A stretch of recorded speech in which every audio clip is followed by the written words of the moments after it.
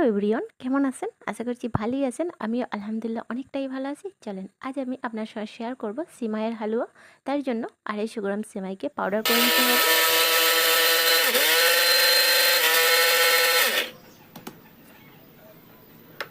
আচ্ছা, সিমাইটা কিন্তু পাউডার বানানো হয়ে গেছে।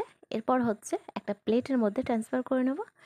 জানি না এর আগে আপনারা সিমাইয়ের হালুয়া খেয়েছেন কি না। যদি না খেয়ে থাকেন, এই ভিডিওটা ফার্স্ট থেকে শেষ পর্যন্ত দেখার রিকোয়েস্ট রইল। আচ্ছা, একটা প্লেটের মধ্যে ট্রান্সফার করে নিলাম। এরপর হচ্ছে গ্যাসটি অন করে একটা ননস্টিকের কড়াই নিয়েছি। কড়াইয়ের মধ্যে এই যে পাউডার করে রাখা সিমাইটা একেবারে ঢেলে নিলাম। এরপর হচ্ছে 6 থেকে 7 মিনিটের কাছাকাছি শুকনো কড়াইয়ের মধ্যে আমাদের এটাকে রোস্ট করে নিতে হবে।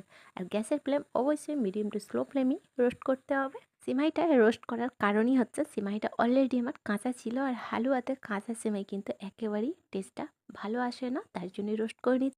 আচ্ছা, এরপর হচ্ছে হালুয়ার টেস্টটা বাড়ানোর জন্য ওই 2 চুটকি মতো এলাচের পাউডার অ্যাড করে দিলাম। এরপর হচ্ছে ভালো করে মিশিয়ে নিয়ে আবারও কিন্তু 3 থেকে 4 মিনিটের কাছাকাছি রোস্ট করে নিতে হবে।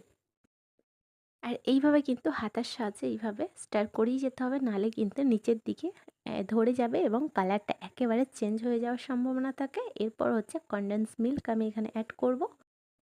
আচ্ছা, কনডেন্স মিল্কটা কিন্তু 200 গ্রাম পরিমাণে অ্যাড করতে হবে, যেহেতু 250 গ্রাম সিমাইয়ের পাউডারটা আছে, তার জন্য 200 গ্রাম লাগবে। এরপর হচ্ছে সিমাইয়ের পাউডার এবং কনডেন্স মিল্কটা ভালোভাবে মিশিয়ে নিতে হবে।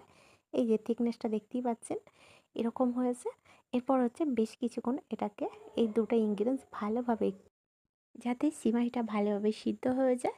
এরপর হচ্ছে যতক্ষণ না কালারটা একটু চেঞ্জ হচ্ছে ততক্ষণই আমাদের এইভাবে কিন্তু স্টার করে মেশাতেই থাকতে হবে।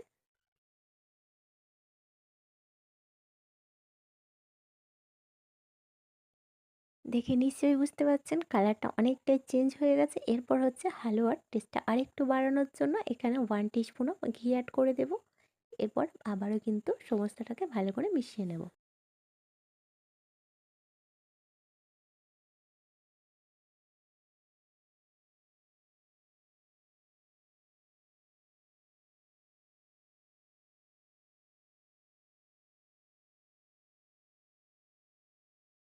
আচ্ছা, এটা কিন্তু মেশাতে মেশাতে প্রায় আমার 10 থেকে 12 মিনিটের কাছাকাছি সময় লেগেছে। আর একবার অবশ্যই চেক করে নেবেন।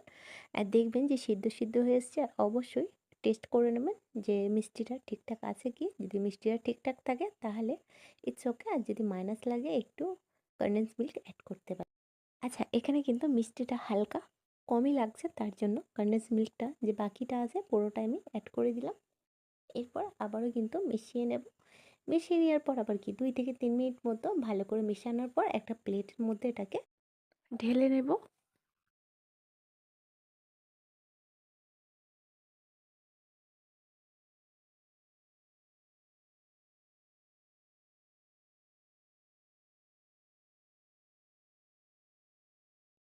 আচ্ছা, যেই কড়াইয়ের মধ্যে আমি এতক্ষণ ধরে এই যে সেমাইয়ের পাউডার এবং কনডেন্স মিল্ক দিয়ে এই যে ব্যাটারটা রেডি করেছিলাম, ওই একই কড়াইয়ের মধ্যে আমি ওই 1 গ্লাসের কাছাকাছি মিল্ক অ্যাড করেছি। অলরেডি আমার দুধটা কিন্তু জাল করে রাখা। আর এরই সাথে অ্যাড করলাম বেশ কিছুটা কিশমিশ। আচ্ছা, কিশমিশটা অ্যাড করার পর দুধটাকে একবার ভালোভাবে বলক আসা পর্যন্ত ওয়েট করতে হবে। আর যখনই বলক এসে যাবে, সিদ্ধ হয়ে যাবে কিশমিশগুলো, এই যে সিমাইয়ের ব্যাটারটা আমরা এই দুধের মধ্যে অ্যাড করে দেব। এরপর হচ্ছে ভালোভাবে ধীরে ধীরে কিন্তু মেশাতে হবে। আচ্ছা, 1 গ্লাস দুধটাই কিন্তু যথেষ্ট, বেশি দুধের প্রয়োজন নাই। আর দেখতেই পাচ্ছেন এটা কিন্তু আলাদাভাবে ট্রান্সফার করার পর একটু গাঁটলি পড়ে গেছে, তার জন্য এই ধীরে ধীরে আমাদের মেশাতে হবে। ঠিক 2 থেকে 3 মিনিটের কাছাকাছি হলেই দেখতে পাবেন দুধ এবং সিমাইয়ের কোয়ান্টিটিটা কতটা বেড়ে যাচ্ছে এবং ঘনত্বটা একেবারে হালুয়ায় পরিণত হয়েছে। আচ্ছা, গ্যাসের ফ্লেম কিন্তু হাই টু মিডিয়াম ফ্লেমেই করেই কিন্তু এটাকে ভালোভাবে স্টার করে নিতে হবে। একটু ধৈর্য ধরলেই কিন্তু দেখবেন আস্তে আস্তে হালুয়াতে পরিণত হচ্ছে। আচ্ছা, এখানে একটা ছোট্ট টিপস দিই। আপনারা চাইলে আরও ড্রাই ফ্রুটস অ্যাড করতে পারেন, বাট আমি কিন্তু কিশমিশ দিয়ে এটাকে হালুয়া বানিয়ে নিচ্ছি। আর শেষে কিন্তু আমি অবশ্যই ড্রাই ফ্রুটস কেটে রেখেছি ওপরে ওপরে কিন্তু সুন্দরভাবে ডেকোরেট করার জন্য।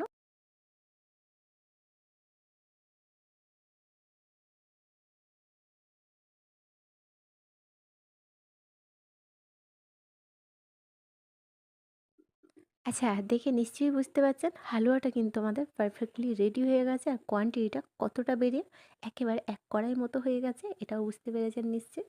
আচ্ছা, এই হালুয়াটা কিন্তু খেতে অনেকটাই সুন্দর হয়, অনেকটাই সুস্বাদু হয়। কেউ কিন্তু বুঝতেই পারবেন না এটা সিমাইয়ের হালুয়া। এরপর হচ্ছে গ্যাসের ফ্লেম অফ করে একটা প্লেটের মধ্যে আমি অলরেডি ঘি ব্রাশ করে রেখেছিলাম। আর হালুয়াটা আমি অর্ধেকটা আমি এর মধ্যে অ্যাড করে দিলাম। আর হাতার সাহায্যে একটু সমস্ত প্লেটের মধ্যে এইভাবে বিছিয়ে বিছিয়ে দিচ্ছি যাতে সেট হয়ে যায় সুন্দরভাবে। আচ্ছা, এরপর হচ্ছে নিজেদের পছন্দ অনুযায়ী ড্রাই ফ্রুটস ওপরে ডেকোরেট করে নিন। আর ঠিক যখনই হালুয়াটা ঠান্ডা হয়ে যাবে, ফ্রিজের মধ্যে 40 থেকে 45 মিনিটের কাছাকাছি সেট করতে রেখে দিন। তারপর কি সেট হয়ে যাওয়ার পরে সুন্দরভাবে কাটিং করে ফ্যামিলি মেম্বারকে খাওয়ান এবং নিজেও কিন্তু উপভোগ করুন। আর অবশ্যই বলে দেবেন কেমন লাগলো আমার এই সিমাইয়ের হালুয়াটা। আশা করছি প্রত্যেকটা রেসিপির মতো এটাও কিন্তু আপনাদের কাছে ভালোই লেগেছে। আর ভালো লাগলে অবশ্যই কমেন্ট বক্সে জানাতে ভুলবেন না।